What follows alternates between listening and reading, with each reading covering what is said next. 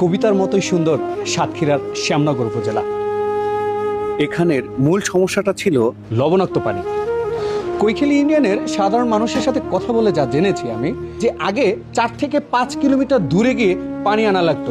অনেকে পরিশ্রম করে নিজেই 5 কিলোমিটার হাঁটতো, বা অনেকে যারা একটু সামর্থ্য ছিল সেই সামর্থ্যের মধ্যে 400 টাকার পানি আনতে গিয়ে 500 টাকাই ভ্যান ভাড়ায় খরচ করতে হয়েছে। বর্ডার গার্ড বাংলাদেশের পক্ষ থেকে এই মানুষের জন্য কিছু একটা করা যায় কিনা এই চিন্তাভাবনা সৃষ্টি হয়। নীলডুমুর 17 বিজিবির আওতাধীন এই এলাকায় বর্ডার গার্ড বাংলাদেশের মহাপরিচালক মহোদয় তিনি এই প্রকল্পের অনুমোদন দেন, এবং এই প্রকল্প অনুমোদনের পর অত্র এলাকার মানুষ আসলে কেমন আছে এবং কতটা স্বস্তি বোধ করছে এটাই জানতে এসেছি আমি সাতক্ষীরার শ্যামনগরে।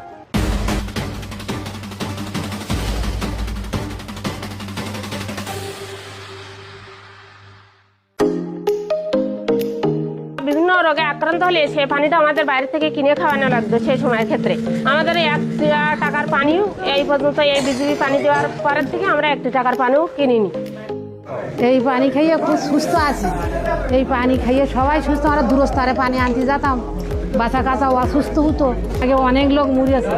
আসে আমাদের পানিটা প্রথমে আসার পরে এইখানে এই যে 3টা সেন্ট কোয়েল আর স্টোন থেকে এইটা হলো আমাদের রিজার্ভ ট্যাঙ্ক, হলো রো পাম্প। এই 3টা ফিল্টার শেষে সর্বশেষ আমাদের পিছন সাইডে 15,000 লিটারের 3টা ট্যাঙ্কি আছে, 5,000 করে 3টা 15,000। ওই ট্যাঙ্কে রিজার্ভ ট্যাঙ্কিতে ফিল্টারিং পানি হয়, ওই পানিটা আমরা জনগণকে সাপ্লাই দিই। এই ইউনিয়নটি লবণ পানি বেষ্টিত ইউনিয়ন। এইখানে সুপেয় পানির খুবই অভাব ছিল। তো বিজেপির সম্মানিত মহাপরিচালক এবং সিও মহোদয় আমার এই ইউনিয়নে যে পানির প্রকল্পটি করেছে সেটা এই ইউনিয়নের মানুষের জন্য অত্যন্ত গৌরবের বিষয় এবং পরম পাওয়া। 5 কিলোমিটার দূরে আমরা পানি আনতে যেতাম, কিন্তু আমার মাজা গাল ব্যথা করতো, পা ব্যথা করতো। আর এখন নিকটে হয়ে আমাকে ভালো। পানির কোনো ব্যবস্থা ছিল না, এই ব্যবস্থাটা হয়েও অনেক লোকের অনেক উপকার হচ্ছে, খাবার পানি পাচ্ছে।